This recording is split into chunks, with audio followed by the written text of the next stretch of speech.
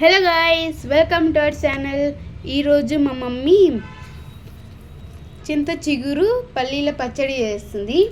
So దాన్ని ఎలా చేయాలో చూసిద్దాం పదండి. సో ఇక్కడ మేము కొంచెం జీలకర్ర తీసుకుంటున్నాం. ఇదేంటంటే చింత చిగురు ఉంటుంది కదా, ఇది చింత చిగురు మనకి ఎక్కువ దొరకదు కాబట్టి నిలువగా ఎలా ఉంచుకోవాలంటే వీటిని ఒక ప్యాన్లోకి తీసుకొని దాంట్లో కొంచెం ఆయిల్ వేసి మంచిగా ఫ్రై చేసుకున్నాక దీంట్లోనే సాల్ట్ వేసి గ్రైండ్ చేసుకుంటే ఇది చాలా రోజులు 2-3 మంత్స్ దాకా ఉంటుంది ఫ్రిడ్జ్లో పెట్టుకుంటే.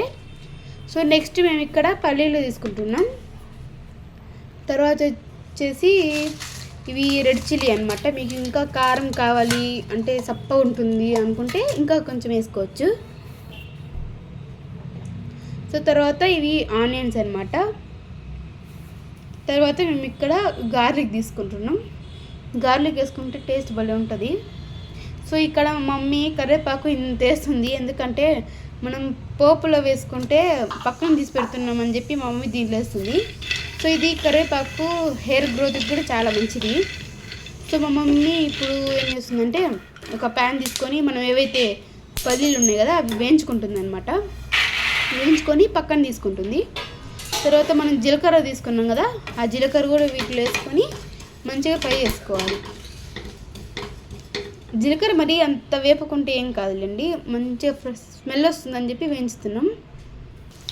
సో తర్వాత మనం అదే ప్యాన్లోకి మనం రెడ్ చిల్లీ తీసుకుంటాం అనమాట. దీంట్లో కొంచెం ఆయిల్ వేసుకొని ఫ్రై చేసుకోవాలి. మరీ మాడిపోతే టేస్ట్ ఒక వేరేలాగా వస్తుంది. సో అందుకే మనం ఇక్కడ మంచిగా ఫ్రై చేసుకోవాలి. ఇందులోనే మనం ఇంకొక చెప్పుకున్నాం కదా కరివేపాకని, ఆ కరివేపాకు దీంట్లో వేసేస్తుంది. సో తర్వాత ఈ పక్కన తీసుకున్నాక ఒక ప్యాన్ తీసుకొని దాంట్లో కొంచెం ఆయిల్ వేసుకొని మేము ఇందాక చింత చిగురు అన్నాం కదా, ఆ చింత చిగురు దీంట్లో వేసేసుకోవాలి.